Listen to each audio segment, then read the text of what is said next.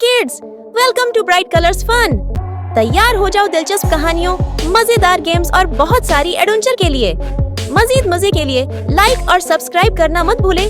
घंटी के आइकन पर क्लिक करो। बहुत पुराने जमाने की बात है। एक छोटे से गांव में एक किसान रहता था। उसका नाम था बुद्धू। वह बहुत मेहनती था और दिन रात अपने खेत में काम करके अपने परिवार का पेट पालता था। एक सर्दियों की सुबह जब खेत में कोपलें फूट रही थीं, बुद्धू अपने खेत में हल चला रहा था। अचानक उसकी नजर एक ऐसी जगह पर पड़ी जहां घास बहुत घनी थी। उसने महसूस किया कि जैसे वहां कोई चीज हिल रही हो। डरते डरते उसने घास हटाई तो देखा कि एक बहुत बड़ा काला सांप ठंड से एकदम अकड़ा पड़ा है और मरने के कगार पर है। सांप की आंखों में दर्द और डर था। बुद्धू का दिल पिघल गया। अगर मैं इसे यूं ही मरने दूं तो यह भी जुल्म होगा। उसने अपनी जैकेट उतारी और बड़ी सावधानी से सांप को उठाकर अपने घर ले आया। उसने उसे अपने गांव वाले ओसारे एक कोने में रखा। उस पर पुराने कपड़े डाले ताकि उसे गर्मी मिले और उसके सामने दूध का एक प्याला रख दिया। कई दिनों तक बुद्धू ने सांप की देखभाल की। धीरे धीरे सांप स्वस्थ होने लगा। बुद्धू की पत्नी डरती थी, मगर बुद्धू ने कहा, नहीं, यह हमें नुकसान नहीं पहुंचाएगा। मैंने इसकी जिंदगी बचाई है। एक दिन जब सांप पूरी तरह से तंदुरुस्त हो गया, उसने बुद्धू से कहा, तुमने मेरी जान बचाई है। मैं तुम्हारा एहसान कभी नहीं भूलूंगा। अगर तुम्हें कभी भी मेरी जरूरत पड़े, बस उस पहाड़ी के पास आकर सीटी बजा देना। मैं तुरंत तुम्हारे सामने हाजिर हो जाऊंगा। यह कहकर सांप रेंगता हुआ खेतों से गुजरा और दूर जंगल में गायब हो गया। वक्त गुजरता गया। बुद्धू ने इस बात को कोई खास अहमियत न दी और अपने काम में व्यस्त रहा। एक साल बाद उस इलाके पर एक जालिम और लालची राजा ने हुकूमत करनी शुरू की। उसने किसानों पर बहुत ज्यादा टैक्स लगा दिए। जो टैक्स न दे पाता, उसकी फसल जला दी जाती, उसके जानवर जब्त कर लिए जाते। बुद्धू की मेहनत की कमाई का बड़ा हिस्सा अब टैक्स में चला जाता।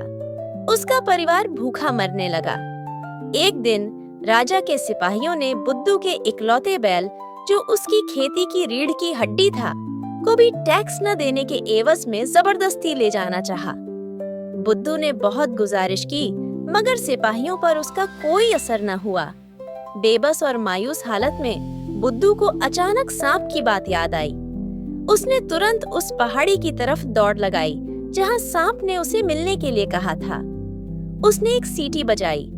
सीटी की आवाज खत्म होते ही एक लंबा, ताकतवर और चमकदार सांप पेड़ों से निकलकर उसके सामने मौजूद था। तुमने मुझे बुलाया मेरे दोस्त? तुम परेशान नजर आते हो, सांप ने कहा। बुद्धू ने अपनी सारी मुश्किल सुनाई। सांप ने गौर से सुना और कहा, फिक्र मत करो, तुम सिर्फ इतना करो कि राजा से जाकर कहो कि अगर वह तुम्हारा टैक्स माफ कर दे और दोबारा कभी तुम्हें तंग न करे, तो तुम उसे एक ऐसा खजाना देने को तैयार हो जो उसने कभी न देखा हो। बुद्धू हैरान हुआ, मगर मैं गरीब किसान हूँ। मेरे पास तो अपने लिए 2 वक्त की रोटी भी नहीं, खजाना कहाँ से लाऊंगा? सांप ने एक रहस्यमय मुस्कान के साथ कहा, बस तुम मेरा कहाँ करो। बुद्धू ने हिम्मत करके राजा के महल का रुख किया। महल के दरवाजे पर पहुंचकर उसने अपनी बात कही। राजा और उसके दरबारी हंस पड़े। राजा ने तंज से कहा, अच्छा, एक गरीब किसान मुझे खजाना दिखाएगा? चलो ठीक है। अगर कल सुबह तक तुम मेरे सामने ऐसा खजाना रख दो जो वाकई हैरान कर देने वाला हो, तो न सिर्फ तुम्हारा सारा कर्ज माफ कर दूंगा, बल्कि तुम्हें हमेशा के लिए टैक्स से भी आजाद कर दूंगा। लेकिन अगर तुम नाकाम रहे तो तुम्हें सारी उम्र मेरे महल में गुलाम बनकर गुजारनी पड़ेगी। बुद्धू घबरा गया, मगर उसे सांप पर यकीन था। कल सुबह जब सूरज निकले, तुम राजा को उसके महल की सबसे ऊंची बालकनी पर ले जाना। मैं वहां तुम्हें मिलूंगा। अगली सुबह राजा और उसके तमाम दरबारी महल की ऊंची बालकनी पर जमा थे।